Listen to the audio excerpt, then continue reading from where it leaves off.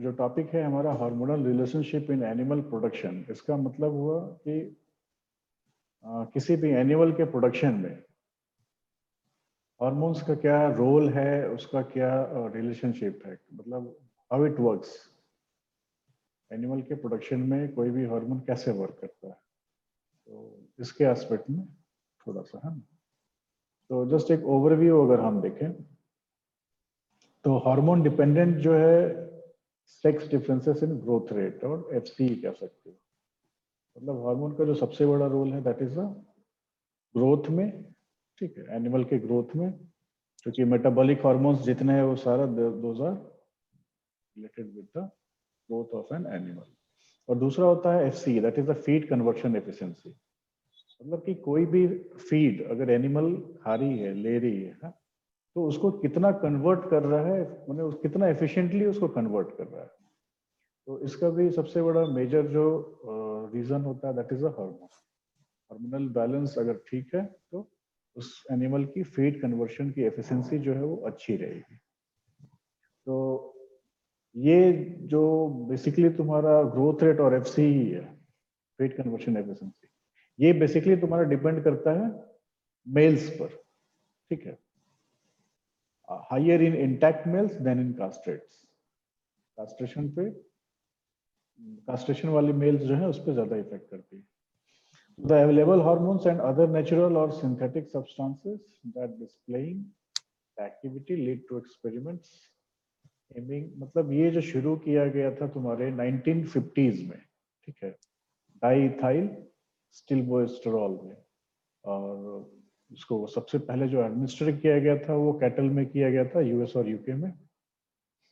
तो इसमें क्या किया गया था कि जो भी इम्प्लांट हार्मोन्स को, मतलब एक जैसे वो वीवो कंडीशन में, इन वीवो कंडीशन में तो पता नहीं चलता है क्योंकि एनिमल के अंदर ऑलरेडी हार्मोन मतलब सर्कुलेट कर रहा है ना, अपना वो फंक्शन कर रहा है।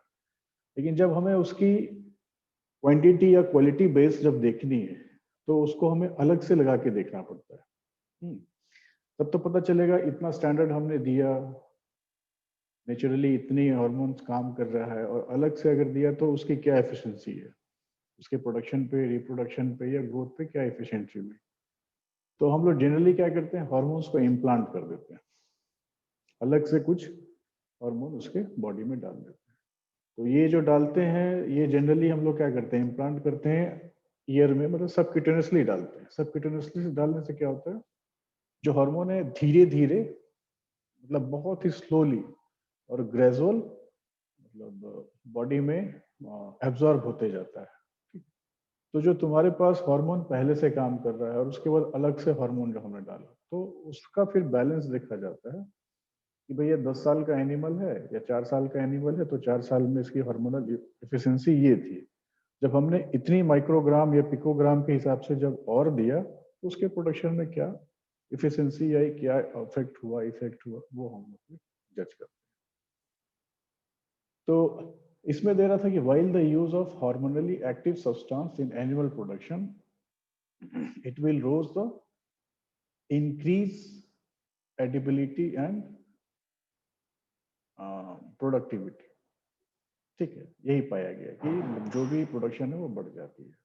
लेकिन इसमें कुछ रिस्क्स भी देखा गया कि जैसे एक हार्मोन देख सकते हो काफी लाइट में रहा था कुछ दिन पहले, ऑक्सीटोसिन। ये जैसे बोला जाता था ना कि एनिमल को दूध नहीं दे रही है या कम देती है तो ऑक्सीटोसिन का इंजेक्शन दे दो, तो लेट डाउन ऑफ मिल्क जो उसका प्रोसेस है वो होने लगेगा। तो एग्जैक्टली उसमें क्या होता था, नॉर्मली पहले याद करो कि मूल समय बोला जाता था कि नहीं नहीं, जिस गाय को सुई लगाया जाता है उसका दूध नहीं लेना है ना। तो इसका मतलब कहीं ना कहीं कुछ रेसिडुअल इफेक्ट है, इस कारण से इस चीज को हम लोग इग्नोर करते थे कि नहीं, इस टाइप के एनिमल्स हैं तो इग्नोर करते हैं कि उसकी दूध नहीं लेनी है। लेकिन बेसिकली ये जो रेसिड्यूज है ये कहीं ना कहीं पॉजिटिव होती है, कहीं नेगेटिव होती है। जैसे इसका इफेक्ट मीट पे भी आता था और मिल्क पे भी, प्रोडक्शन दोनों चीजों की है। ऑक्सीटोसिन से जैसे देखा होगा, भी सुन रहे होगे, ये फल्स में, सब्जीज में, वेजिटेबल फ्रूट्स में भी ऑक्सीटोसिन डालते हैं तो कद्दू बड़ा हो जाता है ना। आम जो है बन मतलब बड़ा हो जाता है, साइज थोड़ा बड़ा हो जाता है। तो कहने का मतलब उसमें जो फ्लैश, वो चीज उसका मास बढ़ जाता है। मिल्क वाले कंडीशन में वो जबरदस्ती मतलब एक तरह से वो स्क्वीज कर दिया जाता है। तो कहीं ना कहीं एनिमल पे भी इसका इफेक्ट होता है, और जो उसको कंज्यूम करता है कंज्यूमर पे भी इफेक्ट होता है, क्योंकि कहीं ना कुछ वो रेसिडुअल इफेक्ट उस हार्मोन्स की रह जाती है। तो ये इम्पोर्टेंट एस्पेक्ट। लेकिन अब जैसे इसमें है कि जैसे जो कोई लाइन लिखा हुआ है कि no documented deleterious effects have ever been reported in human from any other substance with hormonal activity. ठीक है, ये एक बहुत ही इंपॉर्टेंट चीज है। लेकिन ये बेसिकली क्या है, कुछ साइंटिस्ट में, कुछ ग्रुप ऑफ साइंटिस्ट ने ये चीज कहा कि नहीं है, कुछ लोगों ने कहा कि है, लेकिन इसको कोई जस्टिफाई नहीं कर पाया। इस कारण से ये नो डॉक्यूमेंटेड डिलीटरियस इफेक्ट शो कर रहा है। लेकिन एग्जैक्टली होता क्या है, जब भी कोई हार्मोन हम अलग से इम्प्लांट करते हैं या फिर उसको सबक्यूटेनियस में किसी भी फॉर्म में एडमिनिस्टर करते हैं, तो एग्जैक्टली उस हार्मोन का हाफ शेल्फ लाइफ देखा जाता है, क्योंकि उसकी इफेक्ट तभी तक होती है। तो मोस्टली जो हार्मोन्स होते हैं उनके हाफ शेल्फ लाइफ बहुत ही कम टाइम के लिए होती है, या थोड़े दिनों के लिए होती है। इसके बाद उसका इफेक्ट जो है खत्म हो जाता है। तो एक बार जब इफेक्ट खत्म हो गया तो कोई इसके डिलीटरियस इफेक्ट नहीं होगी। ठीक है, ये हम मान के चलते हैं। लेकिन वही है, मन में भ्रांतियां होती हैं अलग अलग। अब जैसे ये पिक्चर देख सकते हो, इसमें दे रहा है हाइपोथैलेमस से मतलब एंटीरियर पिट्यूटरी के बीच जो सिक्रेशन कंप्लीट कर रहा है अलग अलग ऑर्गन्स का। ठीक है, स्पेशली ये एक मतलब ओवरी का दिया गया है कि कैसे इसमें नेगेटिव और पॉजिटिव फीडबैक, कैसे एफएसएच, एलएच और जीएनआरएच एक्टिवेट होता है। इसमें देख सकते हो हाइपोथैलेमस से एंटीरियर पिट्यूटरी, ठीक है, ये स्टिमुलेट हुआ। तो इसके बाद क्या होता है, ये स्टिमुलेट करता है फर्दर एफएसएच रिसेप्टर्स और एलएच रिसेप्टर्स। तो एफएसएच जो है फॉलिकल्स में भी आता है, उसको फिर फर्दर स्टिमुलेट करता है, और एलएच जो है ल्यूटेनाइज करता है। ठीक है, तो इसके बाद क्या होता है, ओव्यूलेशन होता है। तो ओव्यूलेशन होगा तो क्या होगा, ये चला जाएगा टुवर्ड्स ऑफ कॉर्पस ल्यूटियम। ठीक है, उसको इनिशिएट करेगा, और फिर ये इनिशिएट जो करेगा कॉर्पस ल्यूटियम, तो इसमें जब बड़ा हो जाएगा कॉर्पस ल्यूटियम, मतलब अगर परसिस्टेंट कर गया तो इससे प्रोजेस्टेरोन रिलीज करेगा, जो वापस एंटीरियर पिट्यूटरी को मैसेज करता है, और जो फर्दर एफएसएच और एलएच के रिलीज को चेक करता है। That is a negative feedback mechanism. ठीक है, तो ये एक हो गया। देखो लिखा हुआ negative feedback will regulate the tonic release of LH to support the CL until prostaglandin causes CL regression. जब तक कि पर्चुरेशन के समय ये प्रोस्टाग्लैंडिन तुम्हारा जो है ये दोबारा एक्टिव होकर सीएल को रिग्रेस ना कर दे और पर्चुरेशन ना करा दे, तब तक सीएल ये एफएसएच और एलएच जो है ये तुम्हारा कंट्रोल में रहेगा। तो ये हाइपोथैलेमस को मैसेज करता है, फिर वहां से वही एंटीरियर पिट्यूटरी के थ्रू आता है। इसमें एक सबसे इंपॉर्टेंट रोल प्ले करता है, दैट इज अ जीएनआरएच। ठीक है, तो ये एक पार्ट हो गया। अब दूसरा इधर से देख सकते हो, जब एफएसएच मतलब स्टिमुलेट करता है फॉलिकल्स को, ग्रोथ को, तो ये धीरे धीरे क्या करता है, ये एक इनहिबिन जाता है। ठीक है, मतलब जब पूरा क्या बोलते उसको मैच्योर हो जाता है, तो एक कंडीशन होती है कि जब ऑलमोस्ट प्रेगनेंसी के पहले एक hormone that is a inhibin ये निकलता है, और this inhibin is a protein hormone which is only released from the follicle cells। ठीक है, ये हालांकि जितनी भी चीजें हैं सारी स्टेरॉइड होती है नेचर, लेकिन इनहिबिन ही है जो कि प्रोटीन है, ये ध्यान में रखना हमेशा। तो ये जब इनहिबिन निकलती तो ये भी नेगेटिव फीडबैक देती है, so that to regulate the release of FSH. तो ये पर्चुरेशन के जस्ट पहले होती है, उससे पहले फॉलिकल्स की स्टिमुलेशन नहीं होती है। तो ये एक चीज हो गई, इनहिबिन जब निकली। दूसरे कंडीशन में देख सकते हो कि फॉलिकुलर का ग्रोथ होता है, तो एस्ट्राडायोल को स्टिमुलेट करता है और फर्दर पॉजिटिव फीडबैक देता है, so that the graphene follicle will increase the production of estrogen so that the LH could be flow और मतलब release in very much amount। तो ये जो होता है ये हाइपोथैलेमस को एक्ट करता है और फिर वहां से LH सर्च कराता है। तो एक ही चीज देख सकते हो कि कंडीशन थोड़ा सा चेंज होता है तो उसकी मतलब जो काम करने की क्षमता है या शैली है वो चेंज हो जाती है। ठीक है। दूसरा एक कंडीशन है हाइपोथैलेमस से सेम चीज को ही दिया जा रहा है, लेकिन ये मेल के कंडीशन में दिया जा रहा है कि hypothalamus in the presence of GnRH ये पिट्यूटरी पे एक्ट करता है। ठीक है। और स्टिमुलेट करता है FSH और LH को, जिसके थ्रू ये टेस्टिकल्स में जाता है और टेस्टोस्टेरोन को फर्दर देता है इंक्रीज करके, और यहाँ से ये टेस्टोस्टेरोन मैसेज करता है एक पिट्यूटरी को, that is a positive feedback कि फर्दर रिलीज करे। और जब कंप्लीट हो जाती है इसकी सिक्रेशन, फुलफिल हो जाती है, तो ये फिर नेगेटिव फीडबैक देता है हाइपोथैलेमस को कि भाई जो काम होना था फॉलिकल की मैंने स्टिमुलेशन की वो हो चुकी है, तो आप टेस्टोस्टेरोन को चेक करना है। तो चेक करने के लिए क्या होगा, नेगेटिव फीडबैक देगा, तो जो GnRH के साथ हाइपोथैलेमस और FSH और LH पिट्यूटरी के थ्रू जो रिलीज हो रही थी उसको फर्दर चेक कर देगा। ठीक है। So these are the things which is required for the promotion and generation of hormones. तो अब इसके आगे दे रहा है कि a distinction should be made between the hormones as such for which the metabolism in the body is relatively well known and synthetic or substance whose metabolic inactivation the body may not possess enzyme necessary. तो इसका कहने का मतलब है कि ये जो negative feedback और जो पॉजिटिव फीडबैक है ये बॉडी के मेटाबॉलिज्म पे टोटली डिपेंड करता है कि अगर सिंथेटिक फॉर्म में हम दे रहे हैं या फिर नेचुरल फॉर्म में दे रहे हैं, तो उस सब्सटेंस का जो मेटाबॉलिक इनएक्टिवेशन है towards any condition that is checked और corrected by the specific hormones. तो जब नेचुरल हार्मोन यूज में आता है तो क्या होता है, प्रोडक्शन और जो जीरो टॉलरेंस रेसिड्यू लेवल्स है उसको मेंटेन, ठीक है, करता है, और उसका कोई बहुत ज्यादा इंपॉर्टेंस नहीं होता है क्योंकि वो नेचुरली रिलीज हो रहा है और वो अपने आप उसको पता है कि भाई जब उसका काम पूरा हो जाएगा तो वो नेगेटिव फीडबैक देगा जिसके थ्रू वापस वो चेक हो जाएगा, उसकी रिलीज रुक जाएगी। ठीक। लेकिन जब अलग से हम डालते हैं तो क्या होता है, वो उसका रेसिड्यू कहीं ना कहीं रह जाता है और वो किसी दूसरे फॉर्म में फिर मोल्ड हो जाता है और कुछ ना कुछ उसके डिलीटेरियस इफेक्ट आ जाता है।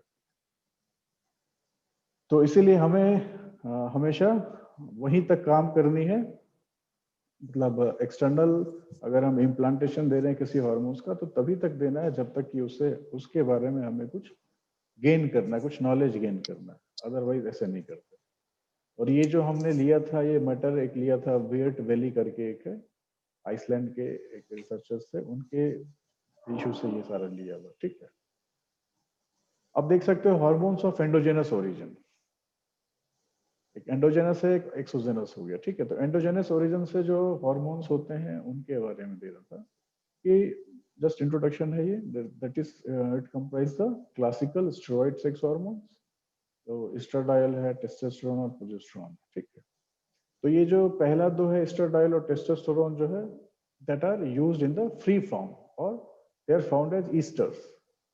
तो एस्ट्रिफिकेशन जो होती है ये जनरली थोड़ा सा लंबे समय के लिए होता है और इसका देख रहे हो हाफ लाइफ जो होता है वो almost 40 to 50% the body compounds होती है। So the natural hormones having low bioavailability when administered orally. ठीक है। So owing to rapid conjugation and metabolic transformation in the liver, therefore administered by subcutaneous implantation। कहने का मतलब है कि half life जो है, जो ईस्टर्स हैं स्पेशली एस्ट्रोजन और टेस्टोस्टेरोन के, ये लंबे समय के लिए रहते हैं। ठीक है। उनका हाफ शेफ लाइफ ज्यादा होता है। तो नेचुरल हार्मोन्स जो होते हैं उनमें उनको अगर हम सबक्यूटेनियसली दें तो उसकी इफेक्ट लॉन्ग टर्म के लिए रहेगी और मतलब जितनी जरूरत है उतनी ही होगी। ठीक है। तो ये जरूरी चीज होती है। दूसरी, अगर एक्सोजेनस ओरिजिन की बात करें तो जनरली अगर हम सिंथेटिक एंड्रोजेंस की बात करें तो large number of substance most of which are steroids, mostly जो एक्सोजेनस ओरिजिन है that is steroids. So trenbolone acetate possess anabolic properties and has received much attention during recent years. तो current condition में क्या हो रहा है, oestrogen को हम लोग ऑलमोस्ट कॉम्बिनेशन में या फिर अकेले भी यूज कर सकते हैं, लेकिन जो दूसरे एनाबॉलिक स्टेरॉइड हैं जैसे मिथाइल टेस्टोस्टेरोन है, इनको साथ में यूज नहीं करते हैं, इनको हम लोग अलोन बिल्कुल सिंगल यूज करते हैं। तो एक्सोजेनस हार्मोन्स जो है दे कैन बी इम्प्लांटेड, ठीक है, एक्सोजेनस हार्मोन्स को can implant and the site usually being the base of the year और लेस फ्रीक्वेंटली द ड्यूलर, मतलब कान के बेस पे इसको इम्प्लांट कर सकते हैं, क्योंकि वहां काफी स्किनी होती है एरिया, या ड्यूलप में देखे होंगे एनिमल्स, काउस में देखे होंगे स्पेशली, उनका ड्यूलप बहुत प्रोमिनेंट होता है, तो उसके नीचे अगर ड्यूलप में अगर हम देते हैं तो वो बिल्कुल सबक्यूटेनियस जाएगी और उसका इफेक्ट बड़ा धीरे धीरे और लॉन्ग टर्म के लिए होता है, ठीक है। तो specially this exogenous hormones they can be implanted.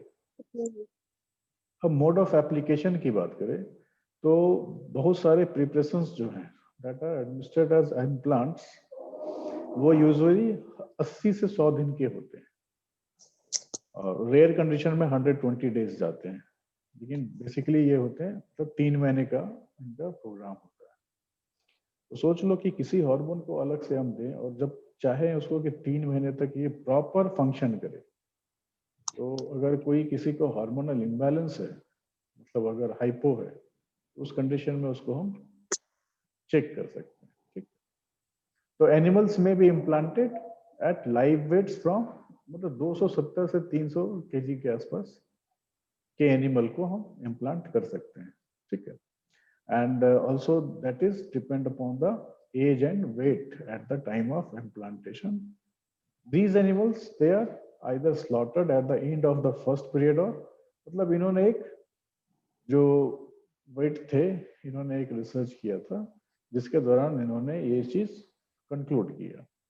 तो वही उसी चीज को बता रहे हैं कि 3 महीने से 4 महीने तक का इम्प्लांट कर सकते हैं, ठीक है। और उसके बाद उस एनिमल को अगर हम मीट पर्पसली यूज कर रहे हैं तो स्लॉटर कर सकते हैं at the end of the first period और fed for an additional period, मतलब उससे फिर कोई ज्यादा दिक्कत नहीं होगी। कहने का मतलब है कि अगर उससे और ज्यादा हमें चाहिए, प्रोडक्शन चाहिए, तो उसको फिर 80 से 100 दिन का अलग से भी इम्प्लांट कर सकते हैं, ठीक है। तो most types of implants in use are not removable, मतलब एक बार जो डाल दिया उसको रिमूव नहीं कर सकते, लेकिन कुछ रिमूवल्स भी होते हैं जिनका रिजल्ट बढ़िया नहीं होता, बीच बीच वाला कभी कुछ नहीं कर पाता, इसीलिए उसको दो दो बढ़िया से, ठीक है। So when tested in stairs में जब इन्होंने देखा तो प्रोडक्शन में, परफॉर्मेंस में कोई भी कमी नहीं आई जब 32 से 39 दिन तक के पीरियड में उसको स्लॉटर किया गया। मतलब कहने का सेंस है इसका जो पीरियड होता है that is 80 to 100 days, weight होना चाहिए 270 से 310 किलो तक। और अगर बीच में भी एनिमल को हम अगर स्लॉटर कर देते हैं या डिस्कार्ड कर देते हैं तो भी उस एनिमल के मीट से किसी तरह का कोई प्रॉब्लम नहीं होता है। So this implantation is subcutaneous and usually at the base of the ear, thus eliminating the risk that residues of the implantation site will be present in edible tissue.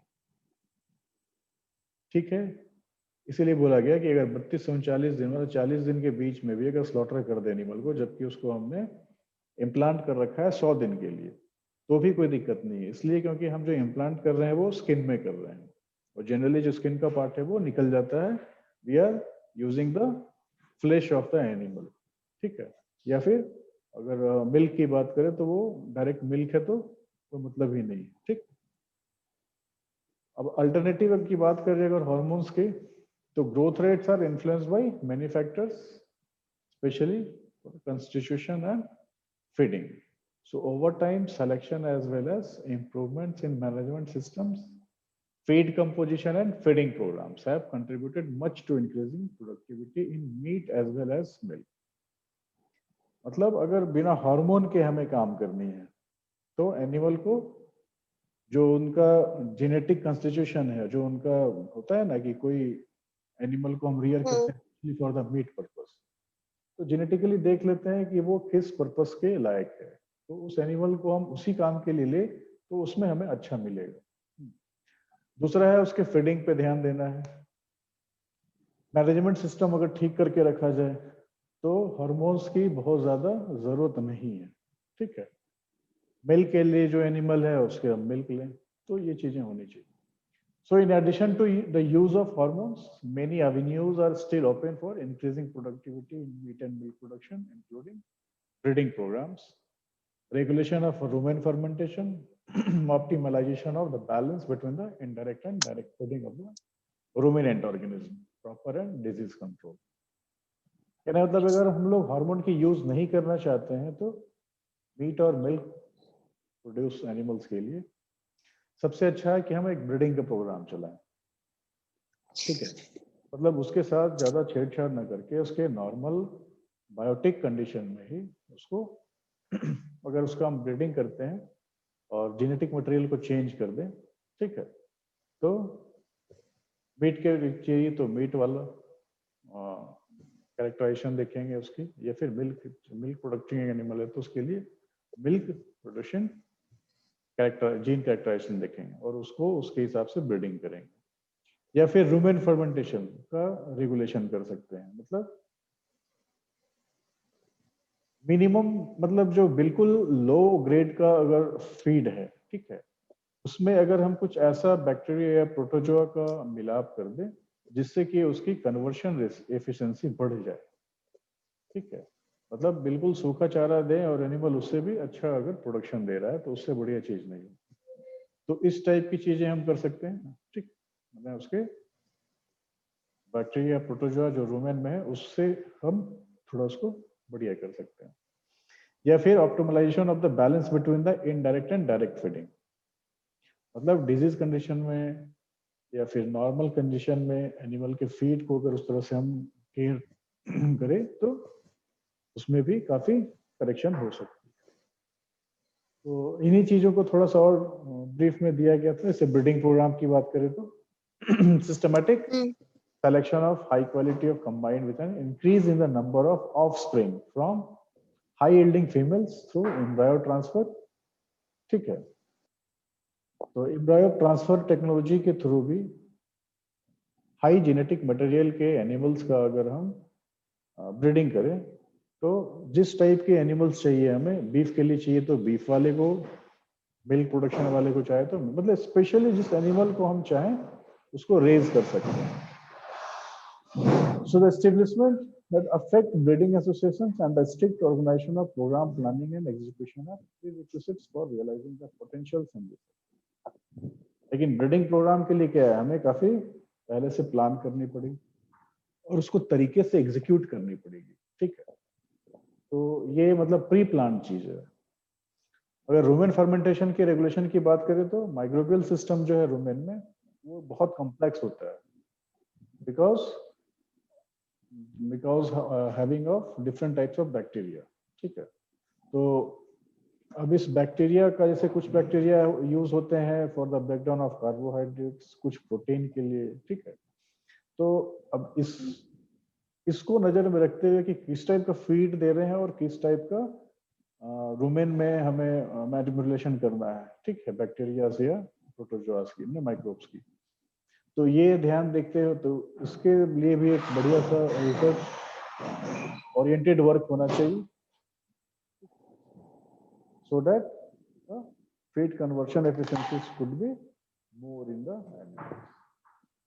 अब अगर बात करें optimisation of the balance between the indirect and direct feed of the ruminant organism, तो feeding की जब बात करते हैं रूमेन माइक्रोब्स की, तो ये फीड पे डिपेंड करता है टोटली, किस टाइप का हम फीड दे रहे हैं।